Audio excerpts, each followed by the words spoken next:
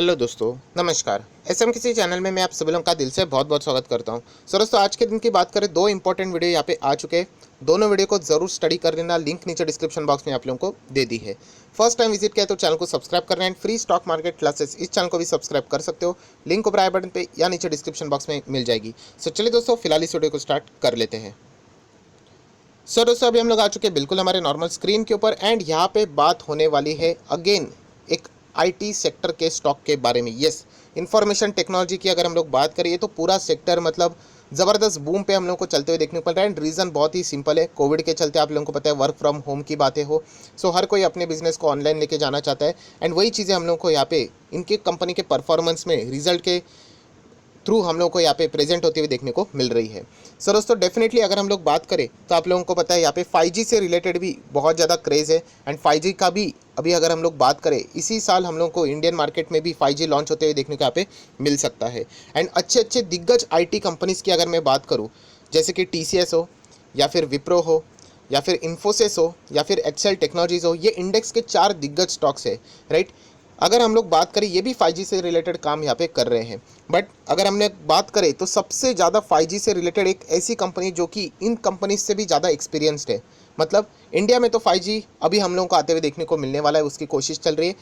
विदेश की अगर हम लोग बात करें, इंडिया की बाहर की बात करें, तो वहाँ पे हम लोग को 5G तो कब का देखने को मिल चुका है। एंड इस कंपनी की अगर जो मैं बात करने वाला हूँ, उसका कंट्रीब्यूशन वहाँ पे 5G का रह चुका है। सो डेफिनेटली इंडिया में 5G से रिलेटेड बातचीत होगी तो इस कंपनी को एक वो एडवांटेज यहाँ पे ज़रूर मिलने वाला है। सो कौन सी कंपनी, उसके बारे में हम लोग बात करने वाले। बट उससे भी इंपॉर्टेंट चीज़, यस दोस्तों, आज के दिन इस कंपनी के Q1 के रिजल्ट यहाँ पे सामने आ चुके हैं। आप सभी लोग पता है, कंपनी के नंबर्स अगर अच्छे रहेंगे तो हम लोग डेफिनेटली ऐसे कंपनीज को कंटिन्यू यहाँ पे कर सकते हैं, क्योंकि अगर देखा जाए तो ये भी कंपनी कोई ख़राब कंपनी नहीं है, बहुत ही फंडामेंटली स्ट्रॉन्ग कंपनी है।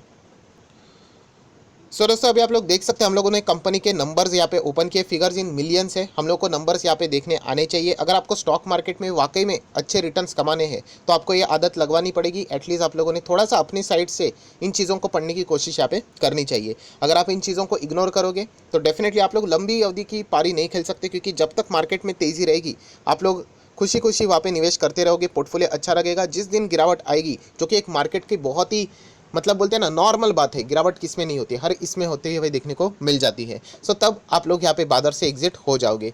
तो इसलिए कहना चाहूँगा कि इसकी आदत अभी से लगवा दो, जिसका फ़ायदा आप लोगों को फ्यूचर में हो सकता है। एनीवेज, सो हम लोग अभी नंबर्स पढ़ेंगे तो आप देख सकते हैं जून, मार्च एंड जून। चलो 636 मतलब सीक्वेंस तो बिल्कुल सेम देखने को यहाँ पे मिल रहा है। कंसोलिडेटेड फिगर्स यहाँ पे देखेंगे। टोटल इनकम की बात करें तो आप लोग देख सकते हैं यहाँ पे 1,04,850 का यहाँ पे हम लोगों को इनकम देखने को मिल रहा है, जो कि पिछले क्वार्टर में 97,600 था। एंड एक साल पहले के सेम क्वार्टर की बात करें तो नियर बाय 95,200 के आसपास देखने को यहाँ पे मिल रहा था। सो ईयरली जंप होना ये तो एक एक्सपेक्टेड बात है, बट क्वार्टरली भी हम लोग को इंप्रूवमेंट देखने को यहाँ पे मिल रही है, ये तो और भी अच्छी बात है। चलिए, इनकम तो अच्छी बात यहाँ पे है, जैसे कि हम लोग हमेशा कहते हैं इनकम अच्छी होना कोई मतलब बड़ी बात नहीं। इनकम बिजनेस जितना ग्रो होगा इनकम तो होगा, बट आगे जाके खर्चे भी कंट्रोल होने चाहिए। सो टोटल एक्सपेंस की बात करें तो आप देख सकते हैं 86,900, 82,186 एंड 82,393, मतलब खर्चे भी हम लोगों को यहाँ पे अच्छी तरीके से ग्रो होते हुए यहाँ पे देखने को मिल चुके हैं, जो कि एक ये भी अगर देखा जाए तो एक ऑब्वियस सी बात है। हालांकि मैं इससे पहले भी आपको बता चुका हूँ कि खर्चों को बहुत ही ध्यान से आप लोगों ने पढ़ना चाहिए, क्योंकि यहाँ पे अकाउंटिंग की बहुत ज़्यादा यहाँ पे मतलब एडजस्टमेंट की कोशिश की जाती है। सो इनकम माइनस एक्सपेंडिचर की अगर हम लोग बात करें तो आपको क्या मिलेगा, प्रॉफिट, एंड वो भी कौन सा, बिफोर एनी एडजस्टमेंट टैक्स, कोई भी चीज़ यहाँ पे फिलहाल तो एडजस्टमेंट नहीं है। एंड अगर मैं बात करूँ 17,945 की अगर हम लोग बात करें, 19,445, यहाँ पे मैं लिख लेता हूँ 19 नहीं 17,945, थोड़ा सा यहाँ पे बहुत ही छोटे अक्षर लिखे हुए तो तकलीफ हो रही है, कोई बात नहीं। 15,439 ये पिछले क्वार्टर का था एंड एक साल पहले लगभग 12,830। तो आप लोग अगेन यहाँ पे देख लेना, 12,830 ये पिछले एक साल के अगर हम लोग बात करें, एंड इस वक्त के नंबर है लगभग 17,945। पिछले क्वार्टर की अगर हम लोग बात करें, 3 महीने पहले ये 15,400 15,500 के आसपास था। मेन बताने का मकसद देखिए, एक साल पहले 12,000 था, अभी 17 हो गया है। पिछले क्वार्टर की अगर बात करें 15 था, जो अभी 17 हो चुका है। मतलब कंपनी के क्वार्टरली एंड ईयरली दोनों नंबर्स में इंप्रूवमेंट देखने को यहाँ पे मिल रही है। सो ये तो हो गया नॉर्मल प्रॉफिट की बात। अभी आप सभी लोगों को पता है एक्सपेंसेस एडजस्टमेंट होना शुरू हो जाएंगे। So current tax, deferred tax के एडजस्टमेंट के बाद जो फाइनल फिगर देखने को मिल रहा है हम लोग को, प्रॉफिट आफ्टर टैक्स आप लोग यहाँ पे कह सकते हो, या फिर प्रॉफिट फॉर द पीरियड। सो वो कितना है, 13,600 अप्रॉक्सीमेटली, यहाँ पे मैं लिख लेता हूँ 10,400 पिछले क्वार्टर का, एंड एक साल पहले 9,500। तो आप देख सकते हैं 9,500 का प्रॉफिट 13,500 हो गया। मोटा मोटी हम लोग 4,000 की जंप पकड़ सकते हैं।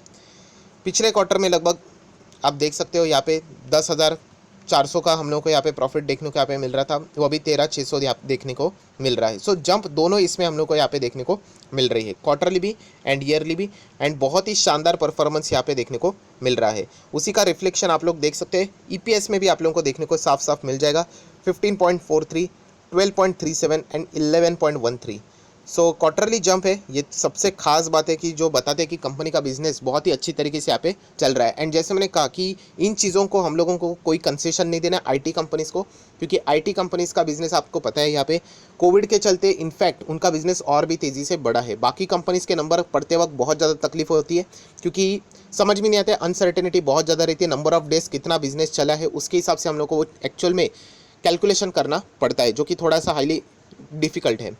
फिलहाल अगर हम लोग बात करें आईटी कंपनी के नंबर पढ़ते वक्त ईजी रहता है, क्योंकि यहाँ पे 90 डेज बिजनेस यहाँ पे चलते ही रहता है। सो इसीलिए कंपनी के ईयरली तो नंबर्स अच्छी है, प्लस क्वार्टरली भी नंबर अच्छे ही देखने को यहाँ पे मिल रहे हैं। सो दोस्तों ये भी कोई छोटी मोटी कंपनी नहीं है, अगर मैं बात करूँ ये भी निफ्टी 50 के ही इंडेक्स वाली कंपनी है, जिसको थोड़ा सा कम फोकस यहाँ पे मिल जाता है। मैं बात यहाँ पे कर रहा हूँ टेक महिंद्रा की।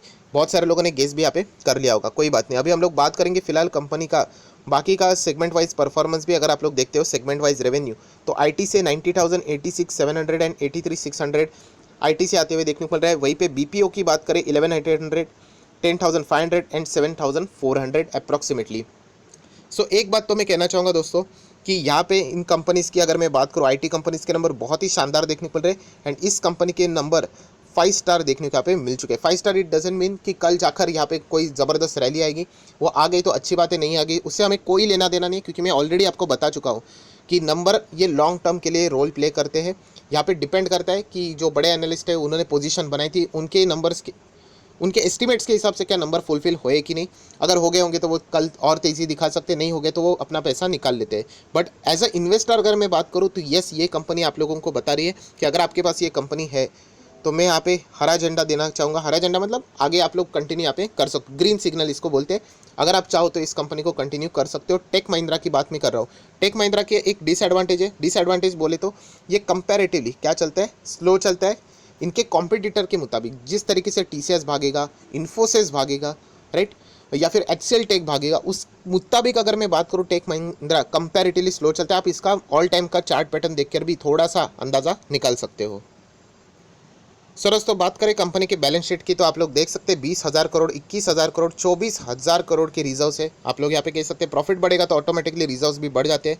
देन आईटी कंपनी, अगेन कोई भी कर्जा नहीं है। लॉन्ग टर्म की बात करें, शॉर्ट टर्म की भी बात करें तो आप देख सकते हैं 1 रुपये का भी कर्जा नहीं है, राइट। इससे हम लोग कह सकते हैं इनके जो इनकम है उसमें हम लोग को कम गिरावट होती हुई देखने को मिलती है। वरना यहाँ पे आपको पता है कि लोन का पेमेंट आप लोगों को यहाँ पे करना पड़ता है, इंटरेस्ट देना पड़ता है, तो वो प्रॉफिट से कम हो जाता है, इनकम से कम हो जाता है, वो प्रॉफिट को नीचे लेके आता है। अभी लोन ही नहीं है तो ईएमआई की बात ही नहीं, इंटरेस्ट की बात ही नहीं है। कैश की बात करें तो आप लोग देख सकते हैं 1200-1800 हज़ार करोड़ का कैश है। So full 5 star balance sheet भी देखने को यहाँ पे मिल रही है। सो दोस्तों अगेन कहना चाहूँगा, जो बाकी 4 स्टॉक्स हम लोग यहाँ पे बात करते हैं, टीसीएस, इन्फोसिस, विप्रो, एक्सेल टेक, ये तो दमदार स्टॉक है, बट ये भूलना नहीं चाहिए कि टेक महिंद्रा भी निफ्टी 50 का ही पार्ट है। बहुत ही कम हाईलाइट इस कंपनी को यहाँ पे मिलता है, क्योंकि ये कुछ दिग्गज, अगर हम लोग बात, खास करके इन 3 दिग्गजों को ज़्यादा फोकस मिलता है, विप्रो, टीसीएस एंड इन्फोसिस। एक्सेल टेक एंड टेक महिंद्रा को कंपैरेटिवली कम फोकस, मतलब फोकस इन द सेंस हम लोग कह सकते हैं अनपॉपुलर, हम लोग यहाँ पे बोल सकते हैं अंडररेटेड भी स्टॉक, आप चाहो तो ऐसा भी यहाँ पे बोल सकते हो। बट इनको हल्के में बिल्कुल भी नहीं लेना है। अगर आप चाहो तो टेक महिंद्रा अगर आपके पास है तो आप लोग कंटिन्यू यहाँ पे कर सकते हो। अगेन कह रहा हूँ, साफ साफ मैं बोल चुका हूँ कि कंपैरेटिवली स्लो चलता है, बट जैसे मैंने कहा कि फंडामेंटली बहुत ही मजबूत है, बैलेंस शीट भी बहुत ही शानदार है। एक साल की बात करें तो आप देख सकते हैं 67%, इतने रिटर्न्स नहीं बनते, अभी ये बुल रन है इसलिए इतने रिटर्न्स बनते हुए देखने को मिल रहे हैं। 5 साल की बात करें तो शायद से आपको ठीक चार्ट मिलेगा देखने को। ये देखिए 5 साल में 127% की रिटर्न, चार्ट देख लेना 5 साल में बिल्कुल फ्लैट हम लोग को देखने को यहाँ पे मिल रहा था। एंड देन हम लोग को ये तेज़ी में और तेज़ होते हुए देखने को यहाँ पे मिला है। एंड मैक्सिमम चार्ट पैटर्न भी आप देखोगे यहाँ पे, तो ये देखिए यहाँ पे स्लो कंपैरेटिवली कंपनी आप लोगों को स्लो चलते हुए देखने को, बाकी कंपनी के चार्ट पैटर्न ऐसे रॉकेट की तरह भागते हुए देखने को मिल जाते हैं। बट अगेन कह रहा हूँ महिंद्रा ग्रुप आप सभी लोगों को पता है कितना बड़ा ग्रुप है, बहुत बड़ा गुडविल है, एंड इसीलिए बहुत सारे बड़े बड़े अमाउंट की इन्वेस्टमेंट इस कंपनी में भी करते हैं क्योंकि वो सेफ फील करते हैं।